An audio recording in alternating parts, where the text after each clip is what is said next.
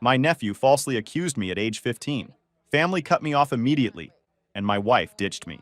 But 8 months later, he confessed he made it all up. Now they're begging for reconciliation.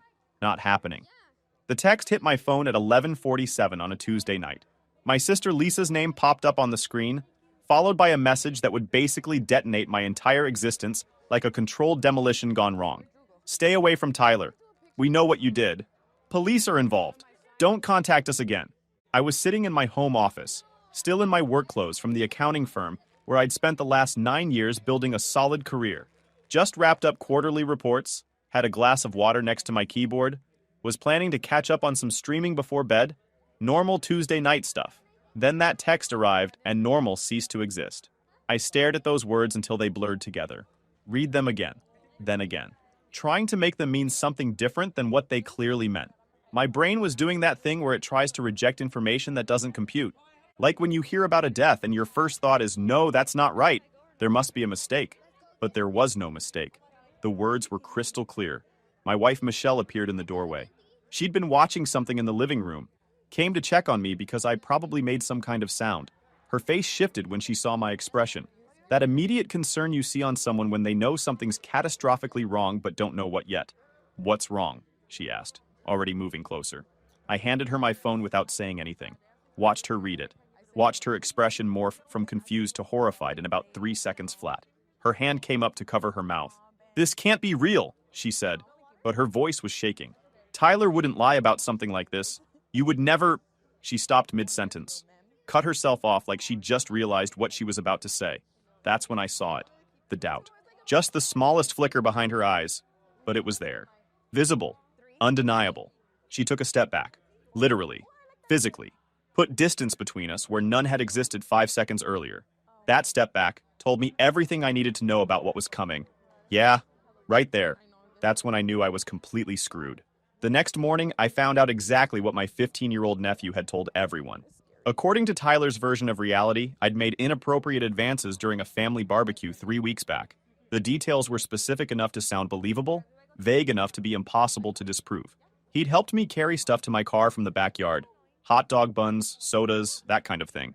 Normal family barbecue logistics. According to his story, I'd cornered him in the garage while we were putting things away, touched him inappropriately, said things that made him uncomfortable, crossed lines that should never be crossed.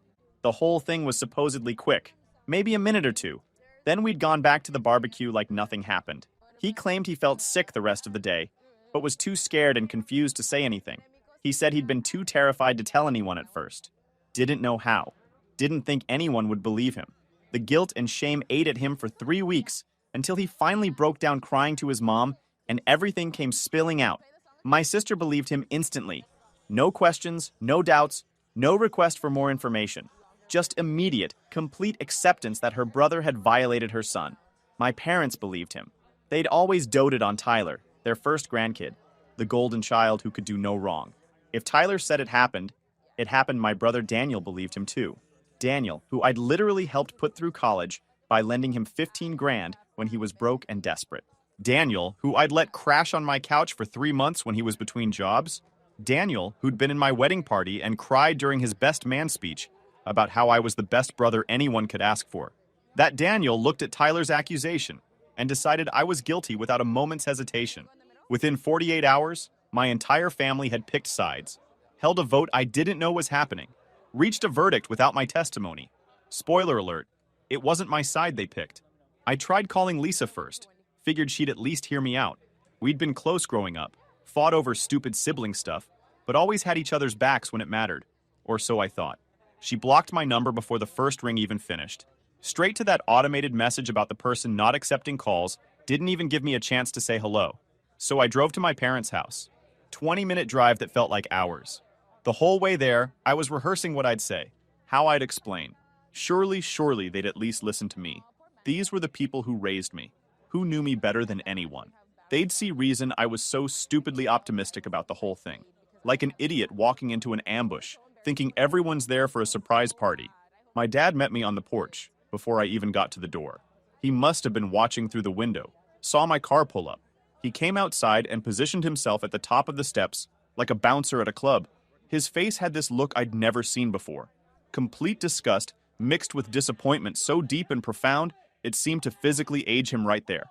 "Leave," he said. His voice was cold, flat. The voice you use with a stranger you want gone.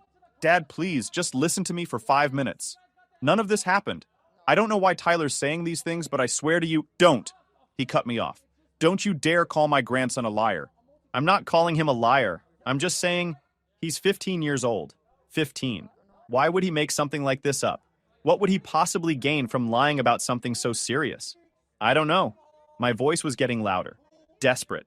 "I don't know why he's saying it, but it didn't happen. I didn't do anything. You have to believe me. You've known me my entire life. You know I would never... I thought I knew you." His voice cracked on that word. Thought. Past tense. "I raised you better than this. Or at least I thought I did. I must have failed somewhere along the way because the son I raised wouldn't do something like this. Dad, if you come back here," he continued, talking over me, "I'll call the police myself, do you understand? You're not welcome in this house anymore. You're not welcome near any of us." I stood there on the walkway leading up to that porch, the same walkway where I'd learned to ride a bike at age 6, where we'd taken hundreds of family photos over the years, where I'd announced my engagement to Michelle while everyone cheered and hugged and celebrated. Now it was enemy territory, a border I wasn't allowed to cross. The door shut in my face. Not slammed. That would have implied emotion. This was controlled, deliberate, final. I stood there for probably 5 minutes, just staring at that closed door. Part of me kept expecting it to open again. Expected Dad to come back out and say he'd overreacted. "Let's talk this through." But the door stayed closed. The curtains stayed drawn. Eventually, I walked back to my car and drove home in complete silence. Didn't turn on the radio, didn't cry, didn't scream, just drove with this weird numbness spreading through my chest like frostbite. Michelle lasted 4 more days after that text from Lisa. 4 days of sleeping in separate rooms. 4 days of minimal conversation. 4 days of her looking at me like I was a stranger wearing her husband's face. 4 days of watching our 12-year marriage dissolve in real time. I came home from a meeting with a lawyer, had to find legal representation because this nightmare was getting official real quick, and found her suitcases packed by the front door. 2 large ones, the matching set we'd bought for our honeymoon to Greece, both stuffed full. Her car keys were in her hand. She was leaving. Not maybe leaving, not thinking about leaving. Actually, actively, definitely leaving. She couldn't even look at me when I walked in. Her eyes stayed fixed on a point somewhere over my left shoulder. "I need time," she said. Her voice was small, defeated. "I need to process this." Process what?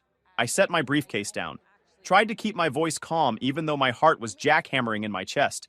"You know me, Michelle. You've known me for 12 years. We've been married for 9. You know I couldn't do something like this. I thought I knew you."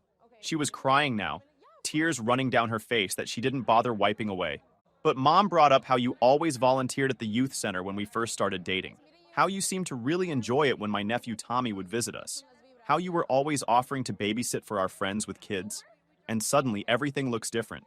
Everything has this new context that I can't unsee. Your mom." The betrayal hit harder than I expected. My mother-in-law had never particularly liked me. Thought Michelle could do better, marry someone with more money or better connections. But this was a new low. "She's been in your ear about this. She's concerned. My sister's concerned. Everyone is concerned. They're asking me how I didn't see signs, how I didn't notice anything off.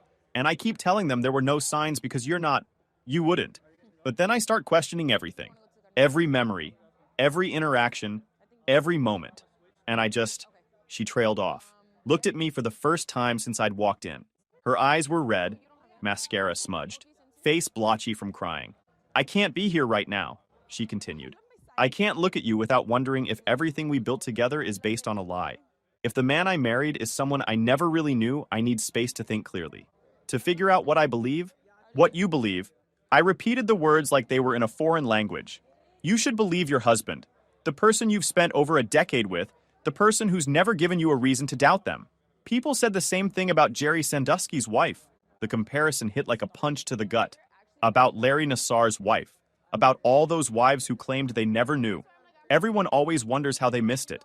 I can't be that person. I can't be the wife who was too naive or too trusting to see what was right in front of her. "So you're just going to leave? Assume the worst and leave?" "I'm going to my sister's. I'll be in touch through my lawyer about next steps." "Your lawyer." The words tasted like ash. "You already called a lawyer." I called her yesterday. I'm sorry, Jake. I'm so sorry. But I can't do this. I can't be here. I can't wake up next to you every morning not knowing if... She didn't finish the sentence.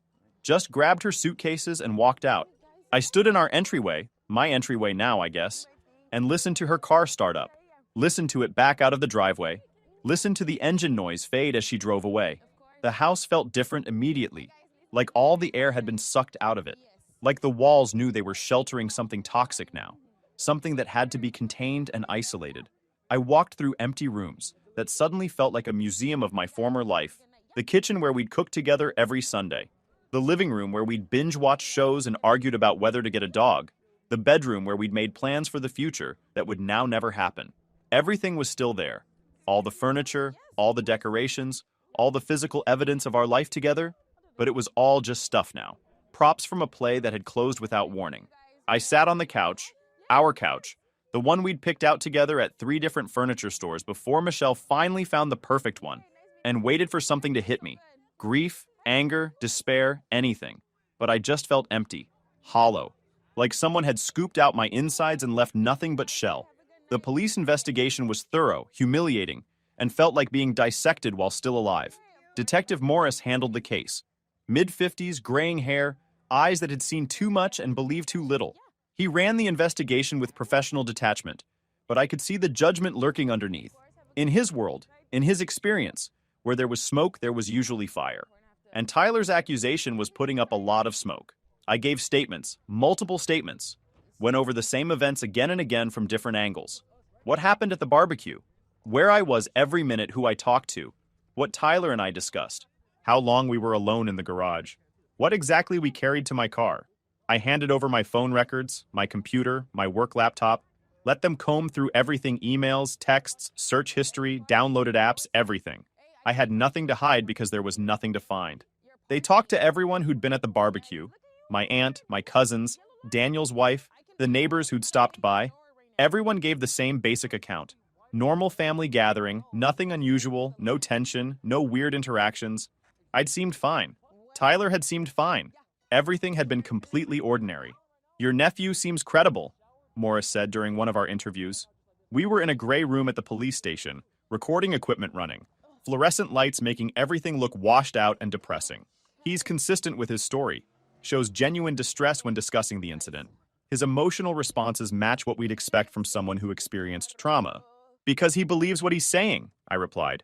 I'd said this same thing about 5 times already, but it didn't seem to land. But belief doesn't equal truth. He's convinced himself something happened. That doesn't make it real. Or maybe you're just good at compartmentalizing.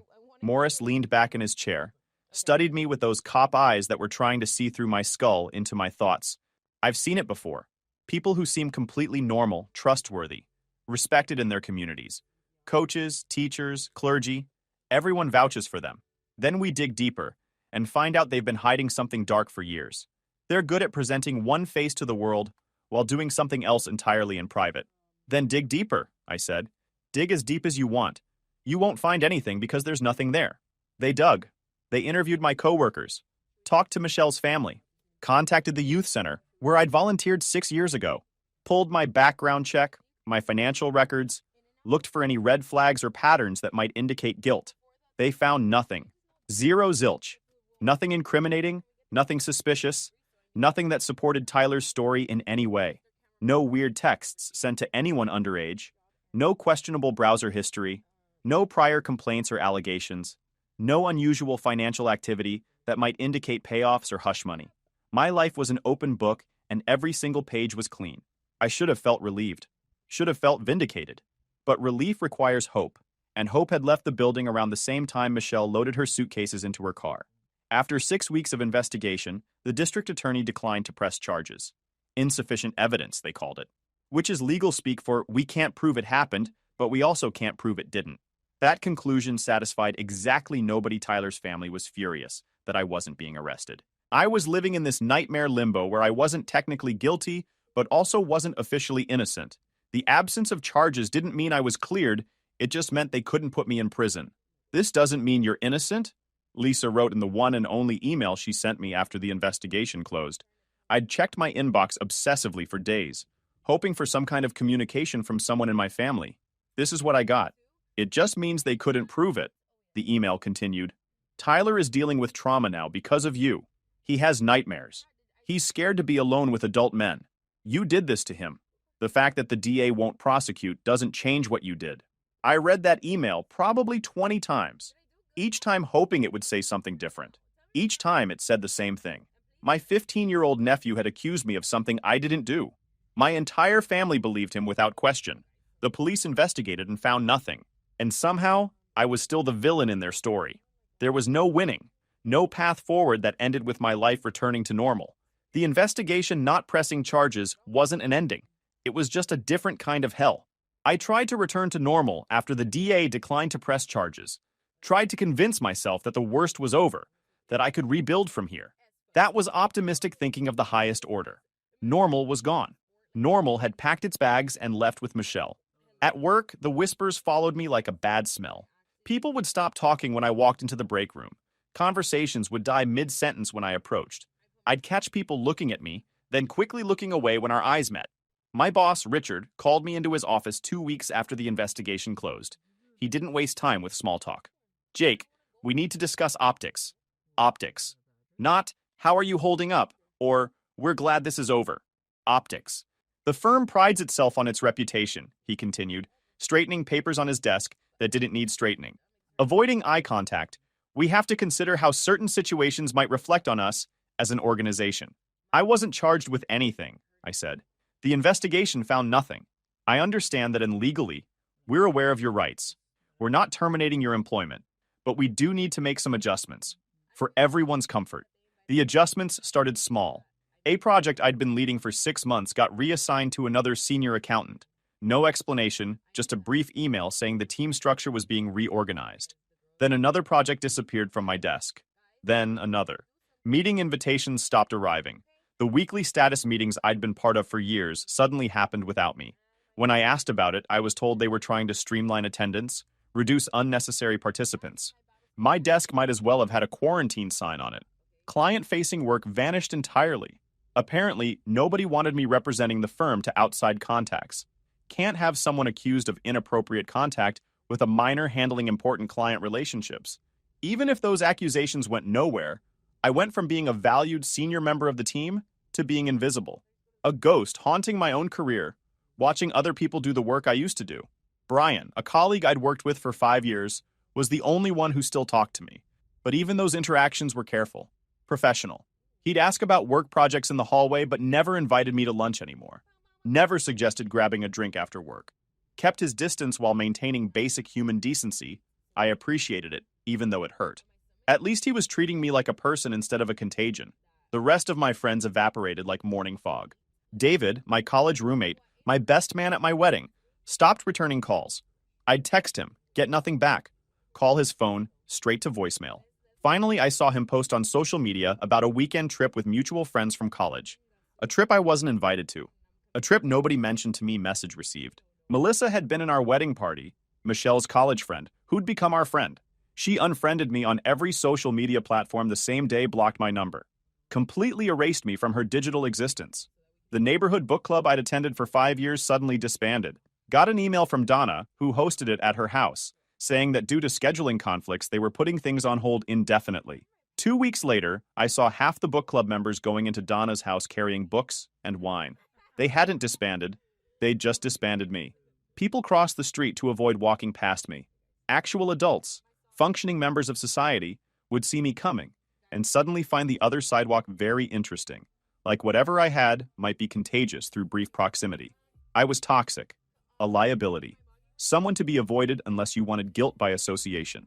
The guy at the coffee shop where I'd been a regular for 3 years stopped making small talk. Just took my order, made my drink, handed it over in silence. No more, how's your week going? Or comments about the weather. Just transactions. My dry cleaner, a friendly older woman who always asked about Michelle, stopped asking questions. Stopped chatting. Just checked in my clothes, gave me a ticket, told me when to pick them up. Even the checker at my grocery store, who'd seen me weekly for years, suddenly couldn't maintain eye contact. Small town. Word travels fast. Everyone knew, or thought they knew, and what they thought they knew was enough to make me untouchable. I'd gone from having a full life, family gatherings, dinner parties, weekend plans, a calendar full of social obligations, to having nothing. No family, no wife, no friends, no social circle, just work that didn't want me and an empty house that echoed with Michelle's absence. The loneliness was crushing, physical almost, like a weight pressing down on my chest that never lifted. I joined a gym on the other side of town where nobody recognized me. Went at weird hours when it was mostly empty, bought my groceries at 6 a.m. on Sunday mornings when the store was a ghost town. Started paying for everything with my card instead of cash so I could use self-checkout and avoid human interaction. I became an expert at being invisible, at moving through the world without drawing attention, at existing in the spaces between other people's lives. Michelle filed for divorce 3 months after she moved out. The papers came via a process server who showed up at my door on a Saturday morning. Nothing says your marriage is over, quite like a stranger handing you a manila envelope and asking you to sign for your own dissolution. Her lawyer was efficient and cold, clearly expensive, clearly experienced at dismantling lives with maximum efficiency and minimum empathy. The demands were straightforward. She wanted the house, half of all assets, half my retirement accounts, a clean break. My lawyer asked if I wanted to fight it, said we could contest the division of assets, argue for a different arrangement. But what was the point? Michelle had already decided who I was. She'd chosen to believe I was capable of hurting a child. No amount of legal wrangling would change that fundamental verdict. I signed everything. Let her have the house we'd picked out together, the furniture we'd chosen, the life we'd built. It was all contaminated now anyway, tainted by accusation and abandonment. Better to let it all go and start over with nothing than try to hold on to remnants of something that was already dead. The divorce was final within 6 months, irreconcilable differences, the paperwork said. That was one way to put it. Another way would be, wife believed husband was a predator based on teenager's word alone and couldn't live with the uncertainty. But irreconcilable differences sounded more professional. The nights were brutal after she left. Worse than the days, even with all the social isolation and professional exile.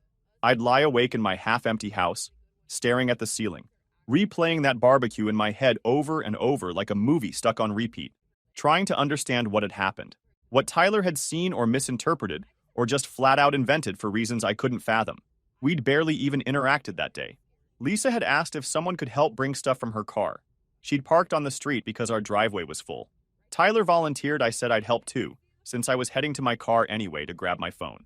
We walked together, made small talk about school, about the baseball team he was on, about normal 15-year-old kid stuff.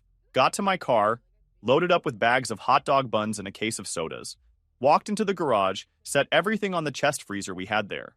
Tyler asked where I wanted them. I said, just leave them there. I'd move them inside in a minute.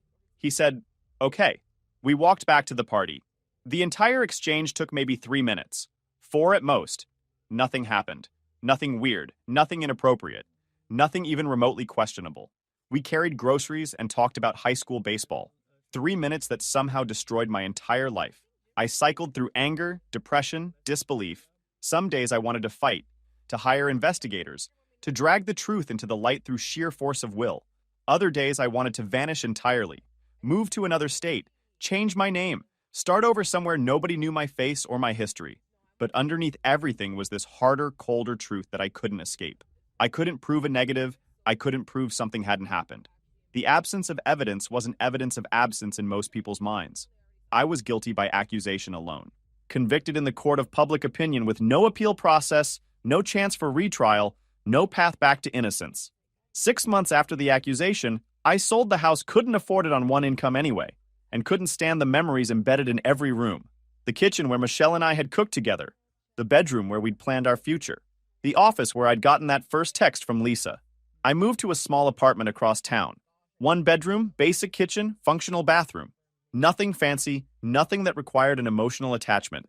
Just a place to exist.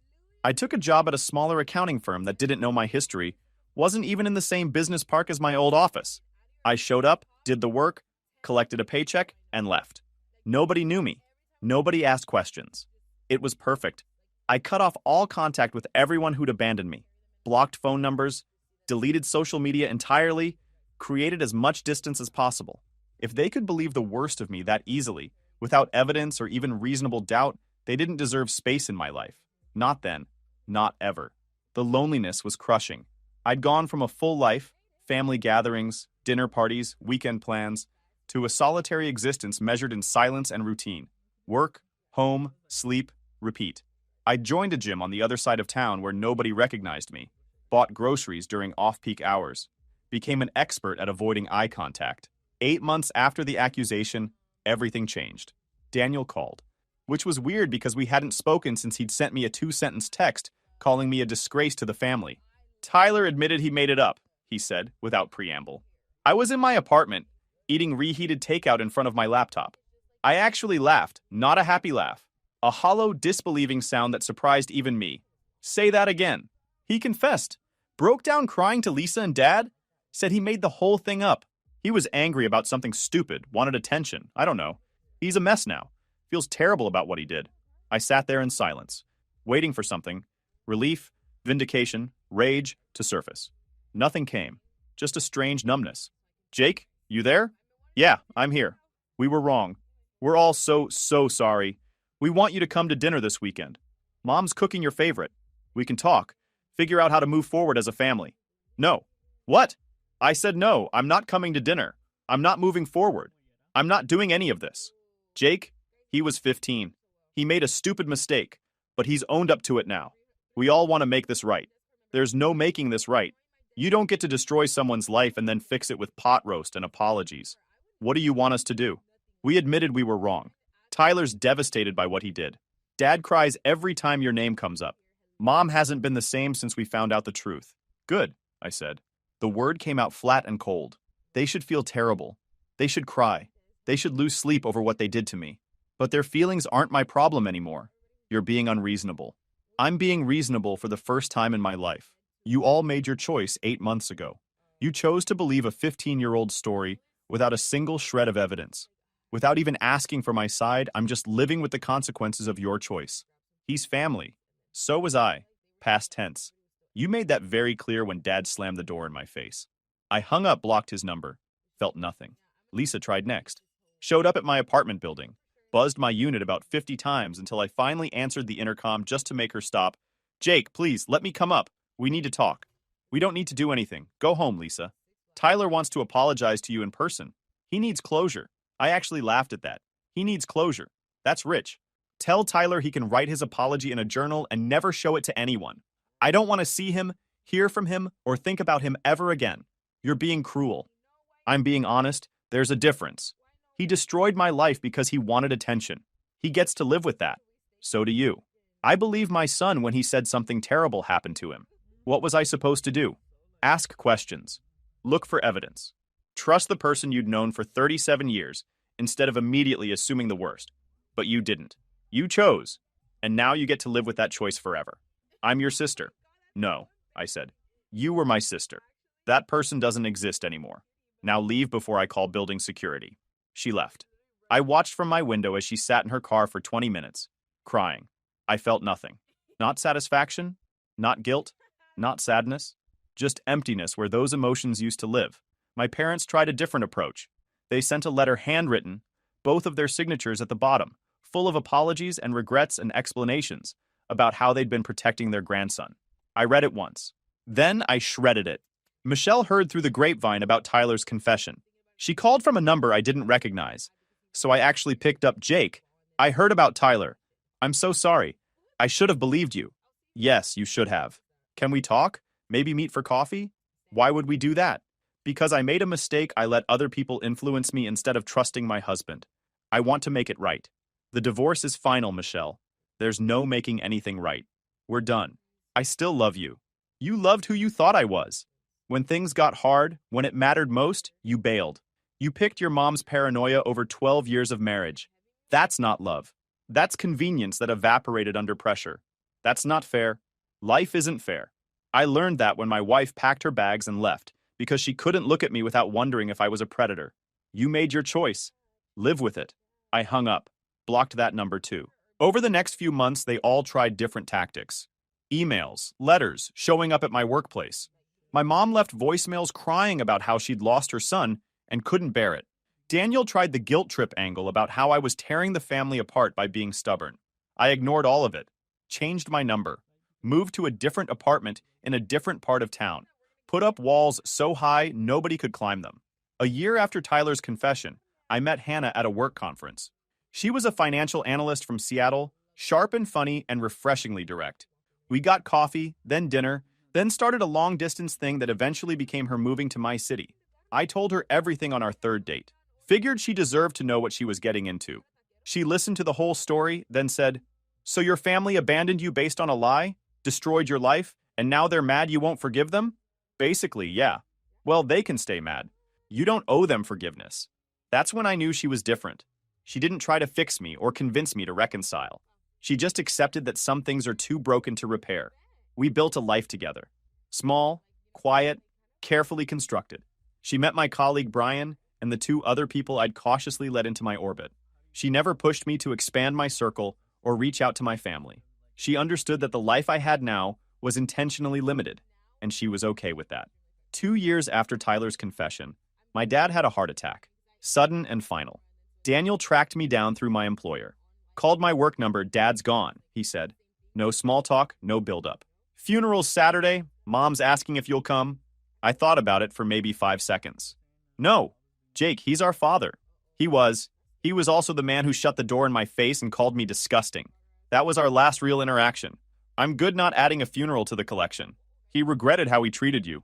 Talked about it constantly in his last years. Good. He should have regretted it. But regret doesn't obligate me to show up and make everyone feel better about his death. This isn't about him, it's about Mom. She's devastated. Seeing you would help. Then she should have thought about that 8 years ago, when she believed the worst about me immediately. I'm sorry Dad's dead. I'm sorry Mom's hurting. But I'm not responsible for comforting people who destroyed me. There was a long silence on the other end. "You've become hard," Daniel finally said. "I've become honest. There's a difference. I didn't go to the funeral. Didn't send flowers. Didn't send a card. Let my absence speak for itself. The family could interpret it however they wanted. I was done managing their feelings about my boundaries." Hannah asked if I felt guilty about skipping it. "No," I said. "Should I?" "Most people would. He was your father." "Most people's fathers don't disown them over a teenager's lie." "I'm not most people." She kissed my forehead. "No, you're definitely not." 10 years after the accusation, I ran into Lisa at an airport. We were both traveling for work. Ended up at the same gate. She saw me first. Her face went through rapid-fire emotions: surprise, hope, pain, resignation. She approached cautiously. "Jake." "Hi, Lisa." We stood there awkwardly. A decade of silence between us, heavy as concrete. "You look good," she ventured. "So do you." "Tyler's in college now, doing well, studying psychology, wants to work with troubled teens." "That's appropriate," I said. My tone was flat. She flinched. "He's not the same person he was at 15. Neither am I. He still asks about you. Wonders if you've forgiven him. Tell him I haven't. Will you ever?" I considered the question honestly. Maybe someday I'll reach a place where forgiveness feels possible, but it won't change anything between us. Forgiveness doesn't mean reconciliation. What would it take for reconciliation? Nothing. There's nothing anyone could do or say that would rebuild what was broken. You can't unring a bell. Can't undo what I learned about all of you. We were wrong. We've acknowledged that. We've apologized. What else can we do? Nothing. That's what I keep trying to tell you. This isn't a problem you can solve. It's a consequence you have to live with. Our flight started boarding. She hesitated. "I miss you," she said.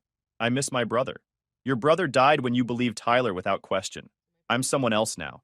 That person didn't survive what you all did to him. I'm who came after. And I don't have the capacity to be your brother anymore. That's cruel." "It's true." I boarded first, left her standing at the gate, didn't look back. Hannah asked about the encounter when I got home. I told her the truth. I felt nothing. No regret, no relief, no sadness. Just acknowledgement of running into someone from my past. If you enjoyed this video, please hit that subscribe button. It really helps the channel and help us bring you more and better stories. Thanks.